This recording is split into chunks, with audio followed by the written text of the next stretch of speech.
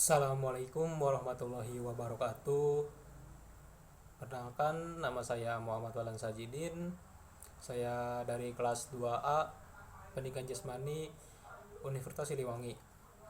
Baik, untuk pertemuan kali ini saya akan memaparkan mengenai penilaian status gizi dalam mata kuliah Ilmu Gizi Olahraga.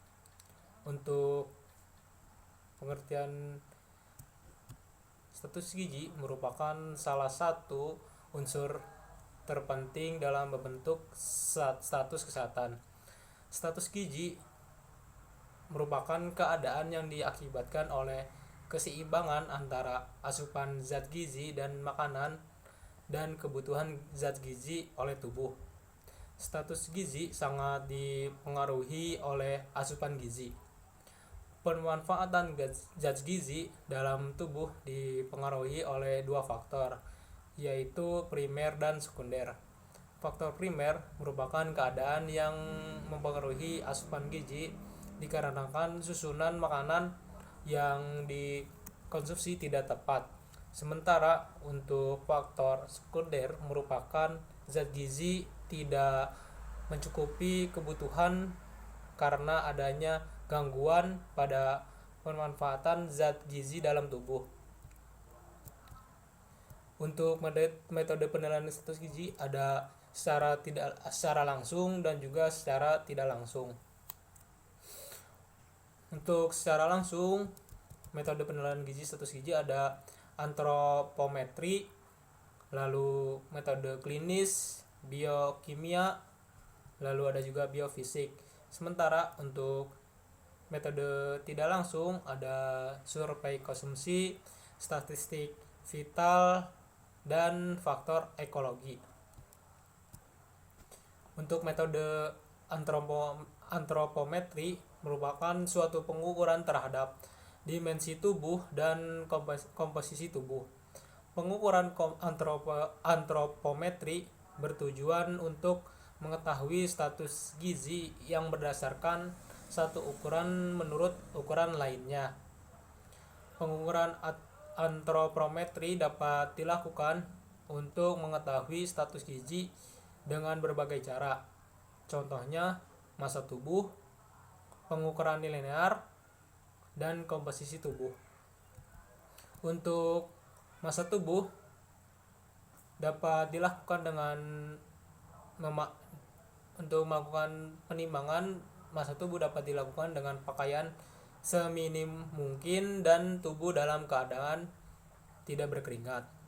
Menggunakan alat timbang berat badan yang standar dengan ketelitian sampai 100 gram.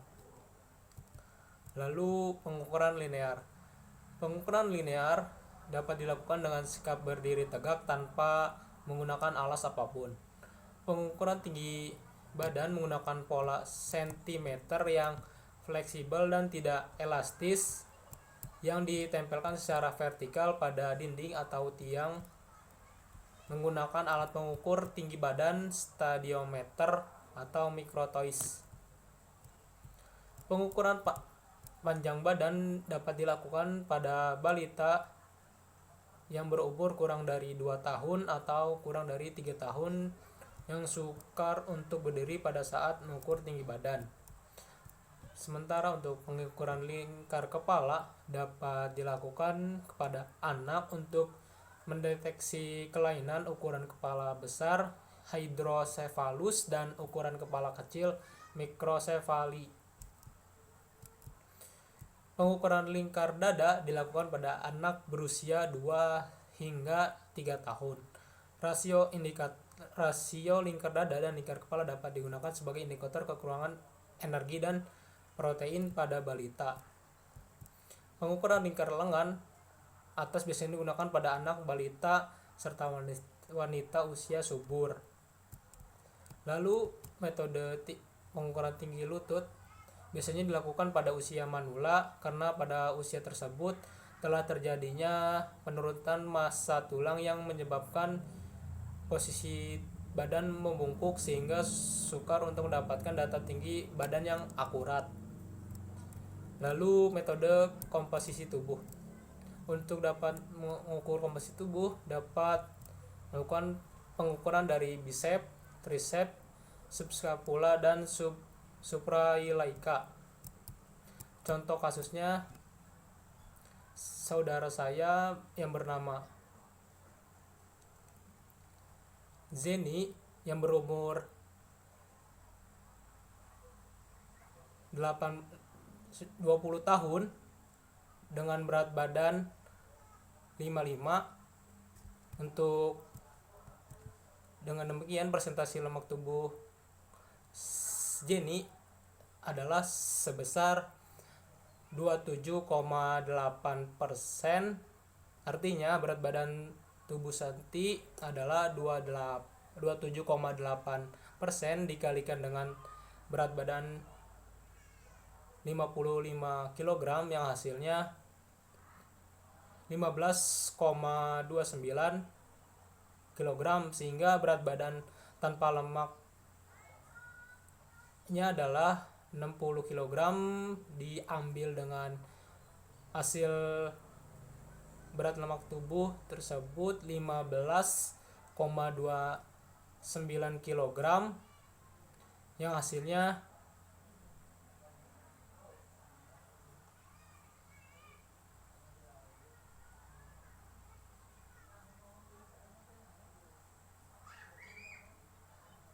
39 kg. Sementara untuk saudara saya yang laki-laki yang bernama Fahmi berumur 20 tahun, berat badannya 65. Dengan demikian presentasi lemak tubuh Fahmi sebesar 22,2%. Artinya berat lemak tubuh Fahmi adalah 22,2% dikalikan berat badan 60,5% yang hasilnya 14,43 kg, sehingga berat badan tanpa lemak adalah 65 diambil 14,43 kg sama dengan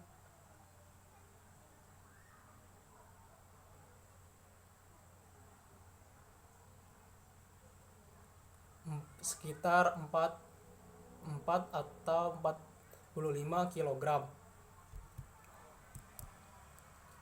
Lalu ada metode penilaian klinis yang merupakan metode yang sangat penting untuk menilai status gizi masyarakat dengan menilai status jaringan epitel seperti kulit, mata, rambut, dan mukosa oral pada organ-organ yang terdekat dengan permukaan tubuh seperti kelenjar tiroid. Lalu ada metode penilaian biokimia yang dilakukan melalui pemeriksaan spesimen jaringan tubuh, yaitu melalui darah, urin, tinja, hati, maupun otot yang diuji secara laboratoris, terutama untuk mengetahui kadar hemoglobin, ferritin, glukosa, dan kolesterol. Metode penilaian berikutnya yaitu metode penilaian biofisik yang merupakan penentuan status gizi yang berdasarkan kemampuan fungsi dari jaringan dan perubahan struktur dari jaringan. Lalu yang terakhir ada cara penilaian status gizi berdasarkan pengukuran antropometri. Untuk mengetahui status gizi orang dewasa berusia 18 tahun atau lebih, dengan kelebihannya yaitu pengukuran lebih sederhana dan mudah dilakukan, lalu dapat menentukan kelebihan dan kekurangan berat badan. Kekurangannya hanya dapat digunakan untuk menentukan status gizi orang dewasa yang berumur 18 tahun ke atas. Tidak dapat diterapkan pada bayi, anak, remaja, ibu hamil, dan olahragawan. Lalu tidak dapat digunakan juga untuk menentukan status gizi bagi orang yang menderita penyakit edema, asiste, dan hematolomogali. Contoh perhitungannya, adik saya berusia 18 tahun memiliki tinggi badan 175 cm dengan berat badan 80 kg. Perhitungannya, tinggi badan adik saya 80 gram dibagi berat badan adik saya 80 gram dibagi tinggi badan 175, lalu tinggi badan tersebut dibagi 2, yaitu 175 dikalikan 1,75 yang hasilnya 3,06. Dari hasil tersebut dikalikan dengan badan, yaitu 80 kg dikalikan